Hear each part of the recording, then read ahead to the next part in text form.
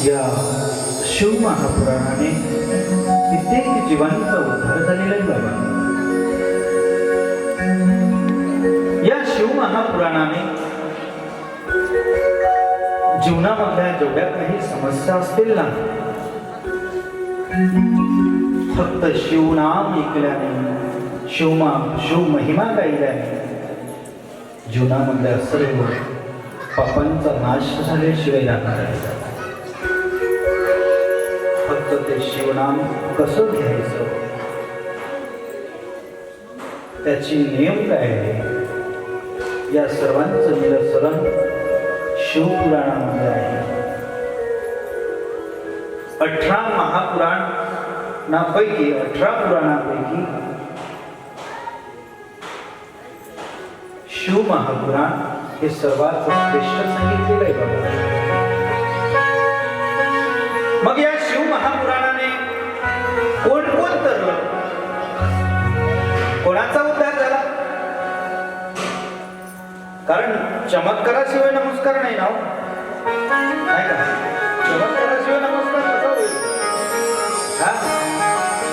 माझ्या ज्ञानोबारायांनी ज्या वेळेला भिंत चालवली, ज्ञानोबारायांनी ज्या वेळेला भिंत चालवली, त्यावेळेला चांगदेवानी नमस्कार केला, नाही का?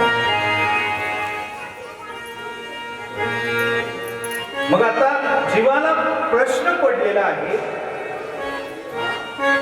आम्ही एवढ्या दिवसापासून शिव महापुराण, भागवत कथा, अनेक पुराणे ऐकतो, पण आमच्या जीवनामध्ये आमचा उद्धार का होत नाही? त्याचं उत्तर देताना सूतजी शौनकांना, ब्रह्माजी नारदाला शिव महापुराण सांगतात। ब्रह्माजी शिवजी को कहने लगे, ब्रह्माजी शिवजीला सांगायला लागतात की बाबा रे, ब्रह्माजी नारदजीला सांगायला लागतात की बाबा रे, अरे तुला जर जीवनाचा उद्धार करून घ्यायचा असेल तर या भूतलावरती नव्हे, या भूमंडलावरती, या देवलोकामध्ये जर तुझा उद्धार तुला करून घ्यायचा असेल तर तुला काय करावं लागेल? एका शिवाला तुझ्या मंदिरामध्ये बसवावं लागेल, नाही का? कारण या जगाचं सत्य जे आहे ते एकमात्र शिवजी आहे, एकमात्र शिवजी आहे।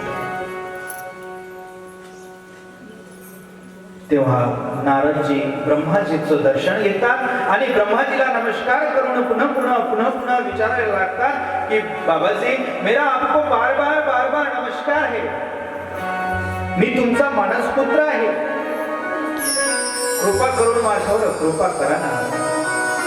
तेव्हा ब्रह्माजी सांगायला लागतात की बघा नारदजी, ज्या वेळेला हा जीव गर्भावस्थेमध्ये असेल, नाही का, ज्या वेळेला हा जीव गर्भावस्थेमध्ये असेल, अगदी त्याच क्षणापासून शिवा